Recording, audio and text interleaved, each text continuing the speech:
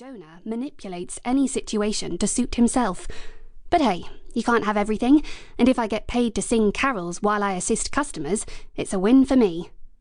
My previous career history can be summed up in one word: disastrous.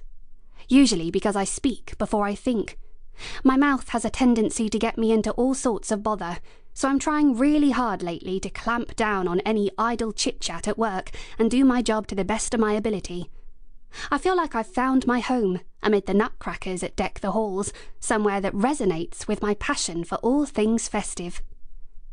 So that means Luke can't wait a mere 24 hours to see you.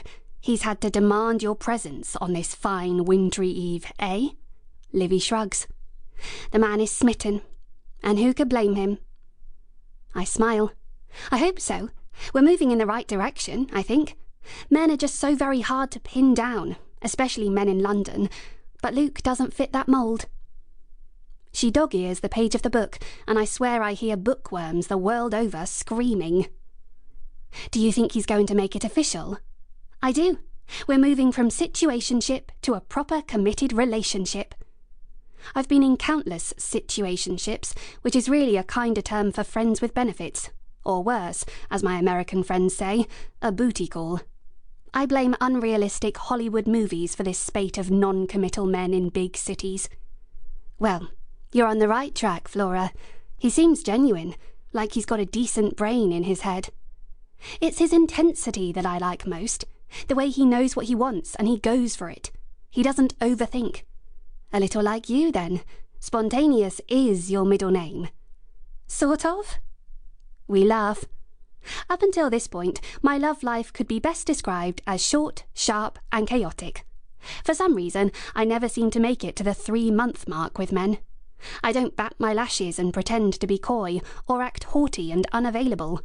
I'm just me, in all my technicolor glory, but that doesn't get me anywhere. I quiz men on what they want out of life early on, which tends to frighten them. But why can't we say how we feel? And what we want? Why do we have to pretend? I love love. I fall head over heels before it all fizzles out, time and time again. I'm always told I'm rushing things, but is that true, or just an excuse because the guys I date never want to settle down? Don't want to be tied to one woman for the rest of forever? As I near the big 3-0, I'm keen to find true love. Who hasn't been planning their wedding since primary school? After kissing way too many frogs, I've made a checklist to save time and angst. It's long, detailed, and a little whimsical, but it's all for the best in the long run. That's why Luke is special. He hasn't blanched when I've subtly quizzed him while simultaneously ticking the boxes on that magical must-have perfect man list. He must be keen to take the relationship to the next level, Livy says, and that can only be a good thing. I spritz on perfume. Yes, I suppose. That, or he just wants sex. She laughs. I'm sure it's crossed his mind. Only one way to find out, I guess. I won't wait up. I'm not sleeping at his place until it's been at least 3 months. It's all so juvenile with his flatmates hovering around, giving him the nudge and those sly winks. Not for me, that kind of thing. I shake my head at the thought. Ignore them. They're probably jealous. Just go for it. And I'm not adding casual sex into the mix until I know for sure he's the real deal. She makes a show of being exasperated. Fine, you be you, Flora, and I expect to hear all about it at breakfast tomorrow. At breakfast? Are you not listening, Liv? You know I'm not a prude, but I'm also not an advocate of casual sex for the sake of it.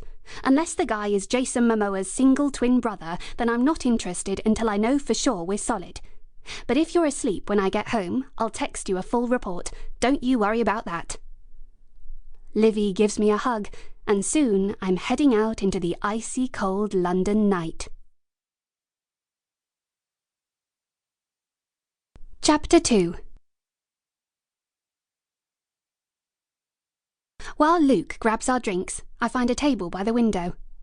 Outside, sparkly Christmas lights reflect on the inky Thames, swirling saffron and jade like something out of a Van Gogh painting.